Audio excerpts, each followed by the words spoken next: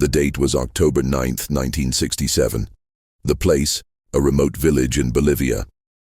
Surrounded, exhausted and wounded, the renowned revolutionary guerrilla leader Che Guevara faced a group of Bolivian soldiers who had been hunting him for days, and he is said to have declared, "I know you've come to kill me. Shoot, coward, you're only going to kill a man."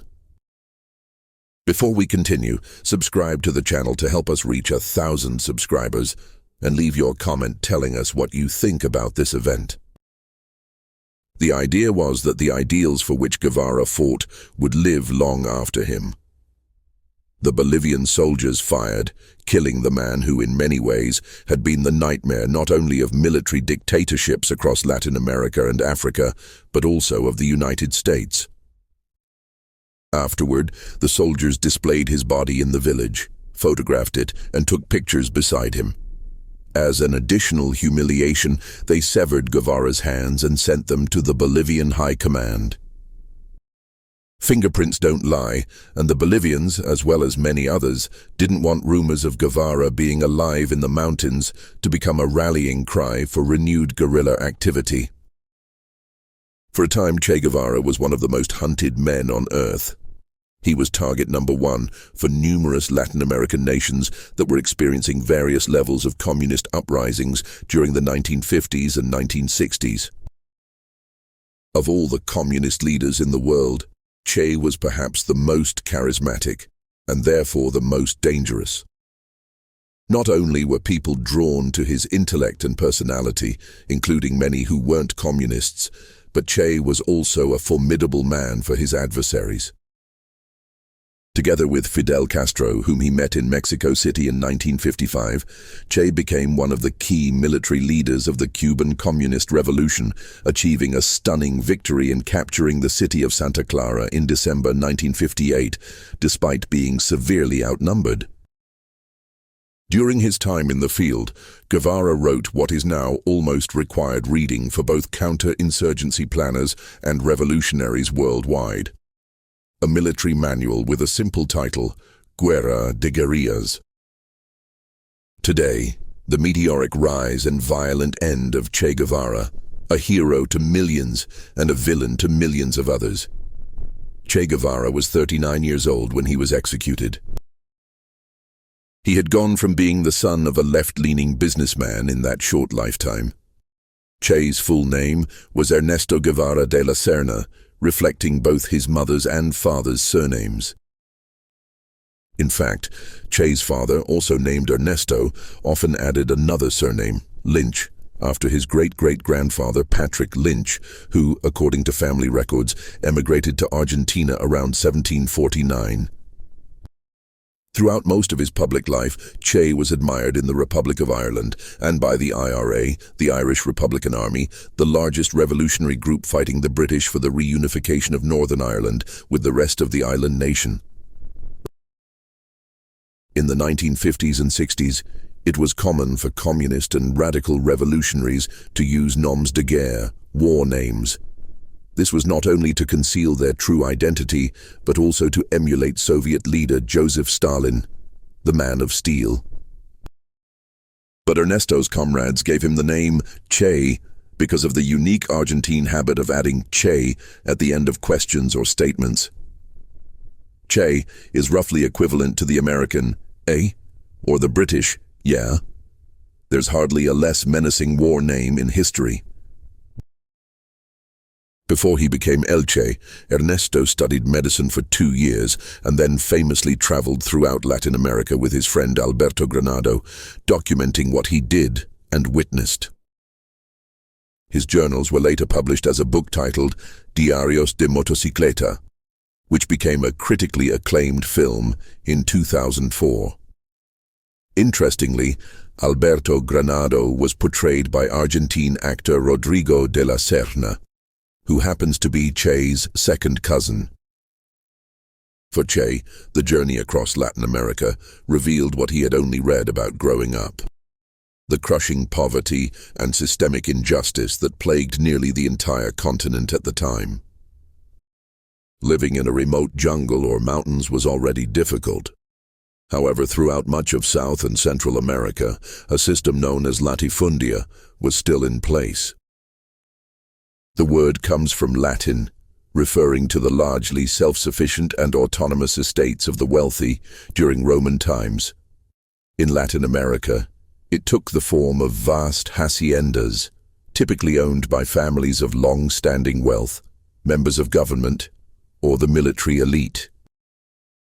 Or worse still, in Che's eyes and for others like him, these lands were owned by capitalists, especially American corporations, and, indirectly, by the U.S. government, which relied on massive fruit and oil conglomerates for a steady, cheap supply of food and fuel. For American listeners, it's important to note that this is not about being communist or socialist. Facts remain facts, and some are crucial to remember. First, the United States dominated the economies of most South and Central American nations after World War II. In Guatemala, the American-owned United Fruit Company possessed or controlled nearly half of the nation's land. Before Castro and Che's revolution in 1959, it's estimated that U.S. businesses owned between 40% and 50% of Cuba's sugar farms and virtually all of its cattle ranches. 90% of Cuba's mines were owned by U.S. companies, as well as almost 80% of its public utilities. American banks held substantial stakes in Cuban financial institutions, and U.S. investors controlled half of the country's railways. Secondly, Che was a charismatic, well-educated and highly cultured man. With his men in the field and later in positions of authority in Cuba, he was known to be stern but fair, personally ensuring that many illiterate rebels learned how to read. When speaking with foreigners, giving interviews or off-duty, he could be witty and sharply insightful. During tours of Europe and elsewhere, Guevara often left right-wing or conservative journalists speechless with his answers. Thirdly, the poverty across Latin America and Africa, where Che briefly tried to organize a communist insurgency in 1965, was, and still is, very real. Infant mortality was high. Death from easily preventable diseases was widespread due to a lack of doctors, education, and medicine. Hunger, and at times starvation, were common occurrences. Worse yet was the general indifference toward this suffering by right-wing dictatorships and the U.S. support that sustained them, making it far easier to recruit followers to the communist cause. Those are the facts. It's also a fact that Guevara personally killed a significant number of men and women, either directly in field executions or later as a powerful official in Cuba, ordering the deaths of many accused, sometimes rightly and often wrongly, of anti-revolutionary activity. One fascinating thing about Guevara is that despite his cruelty toward enemies of the people, he could be deeply compassionate toward those he empathized with. His journey through South America was not merely that of a young man from a privileged family seeking adventure or to see how the other half lived. Che had medical training, and though not a licensed doctor, was skilled enough in first aid and basic healthcare to genuinely assist many of the people he met along the way. A few years later, when a cargo ship loaded with Belgian-made weapons destined for Fidel's army exploded in Havana's harbor, Che was on site administering first aid. It wasn't a publicity stunt. For most people, witnessing the extreme poverty of villages and cities across the continent might leave an impression, something to discuss later with friends, but one that would fade with time and comfort. For Che, the journey was transformative. Having read extensively, both in Spanish and French, from the great philosophers of history, from the Greeks and Romans to the French existentialists, he was also exposed to leftist political theories during his travels. He was drawn to the works of Karl Marx and Friedrich Engels. In a short time, he began calling himself a communist. The events that truly led Che to become a genuine believer in communism were his experiences in Guatemala in 1954. Elected democratically in 1950, President Jacobo Arbenz had been working to reduce American ownership and influence in his country. Naturally, this put him on a collision course not only with powerful U.S. business interests, but also with the Eisenhower administration. The harder Arbenz pushed, the harder the Americans pushed back, fomenting unrest and organizing right-wing paramilitary groups. In the days before, it was illegal for a U.S. president to order an assassination, at least directly. The Eisenhower administration instructed the CIA to eliminate Arbenz. Their attempts failed. After years of escalating and increasingly brutal conflict, Arbenz resigned in 1954 after CIA-backed Guatemalan officers carried out a coup d'etat. For Che, who was in Guatemala at the time, these events pushed him to become a communist at heart.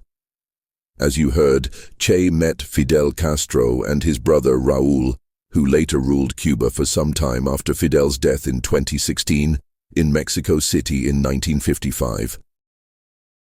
In Fidel, Che saw a kindred spirit who also helped shape Che's worldview, and vice versa. The Castro brothers came from a wealthy family and had been educated in private boarding schools. Unlike Che, who was already a full-fledged communist by the time he traveled to Cuba with the Castros, Fidel was initially more of a Cuban nationalist with an anti-imperialist stance, meaning anti-American. Castro's conversion to communism came after he rose to power, a combination of Che's influence and Fidel's gradual alignment with the Soviet Union in response to U.S. hostility toward him. By the Battle of Santa Clara in December 1958, Che had risen to the rank of commander and was leading a major formation of Cuban revolutionaries. Guevara revealed his ruthlessness for the first time, not on the battlefield, but in the camps, where captured traitors and deserters received summary trials and were executed. Sometimes on Che's orders, sometimes by his own hand. Che later wrote about the executions he ordered or carried out personally during the campaign, stating that he had put an end to the uncomfortable situation for the man and the guerrillas around him. Che displayed a chilling calmness in the face of violence, something many described as almost emotionally detached. After the rebels took control of Cuba, Guevara was placed in charge of two crucial aspects of the new Cuban government: the National Bank and the Ministry of Industries. At this point, Cuba was effectively being run by Fidel Castro and Che Guevara, and at times the two disagreed on what course to take. Che was essentially put in charge of the Cuban economy. And although he operated with relative independence, his ideas and Castro's, who had not yet fully embraced communism, often diverged. Unfortunately for Che, some claim that the Cuban economy contracted by nearly 40% within a year or two.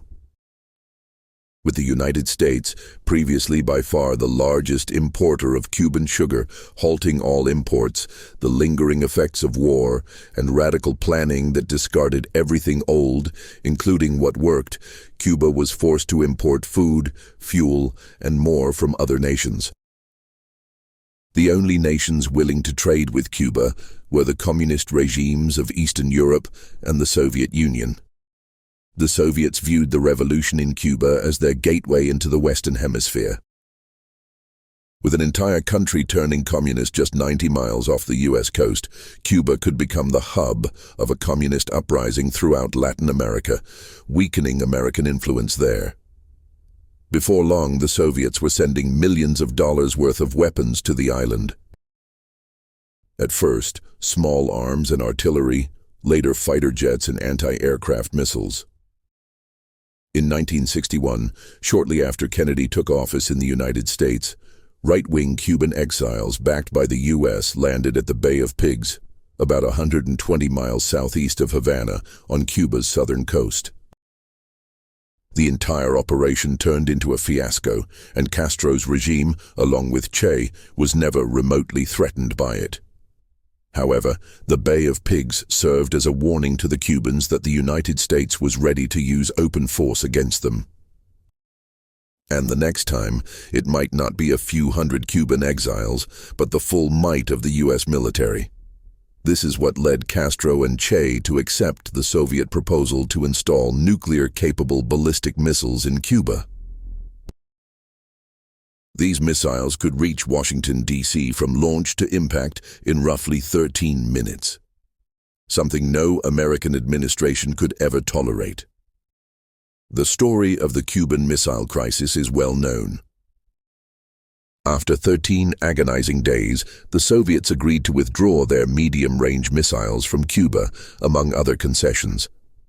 What most people didn't know was that while the Soviets still controlled them, Che had requested the use of nuclear missiles if the US attempted an invasion. Moreover, what the United States didn't discover until the 1990s was that Soviet tactical nuclear weapons, some fired from artillery, according to declassified documents, remained in Cuba until 1963, and that Che had advocated for their use even after the crisis had ended. Throughout his life, Che harbored a deep fanatical hatred toward the US regime, not against its people, but against the capitalist system. By the mid-1960s, Che's influence in Cuba was waning. He publicly admitted he had made mistakes in managing Cuba's economy, resigned from his positions, and pledged himself to the cause of global revolution. In April 1965, Che traveled to Africa on a goodwill mission on behalf of Cuba, one in which he excelled. After a few months in Africa, he briefly returned to Cuba, gathered a small team of Cuban military advisors, all veterans of the revolution, and headed to the Congo to spark what he hoped would become a continent-wide communist revolution. Che was a brilliant revolutionary organizer. But Africa, though even poorer than most Latin American nations, was unlike Latin America in nearly every other respect. The majority of the population was illiterate at that time. Most had never even heard of communism. Many had no concept of the outside world. Although Che spoke French, widely used in the capital of the former French colony, almost no one outside Kinshasa did. Making things worse was the climate. And though Che had battled it all his life, the asthma attacks he suffered in Africa were crippling. After several months, Che left Africa to launch a new revolution, this time in Bolivia. Before his death, Che was already a popular figure in Cuba and around the world. In 1960, during the memorial service for the victims of a ship explosion, photojournalist Alberto Corda captured one of the most iconic photographs of the 20th century. The image was published in Cuban newspapers and in a few international outlets at the time. But it wasn't until after Che was killed in 1967 that university students across the United States and Europe, especially in France, began plastering their dorm walls with Corda's photo. By 1967, the Vietnam War was in full swing. The civil rights movement was spreading throughout the US, and many people were seeking alternatives to the system. In 1969, Che was even memorialized in Hollywood, in what many critics called one of the 5 worst films ever made. Che starred Egyptian actor Omar Sharif as Che and white American actor Jack Palance as Castro. It was all downhill from there, which is unfortunate, because Che Guevara was a fascinating man despite his many flaws and his ruthless loyalty to an undeniably oppressive form of government. If this story moved you, give the video a like, share your thoughts in the comments, and subscribe to the channel for more stories that changed history.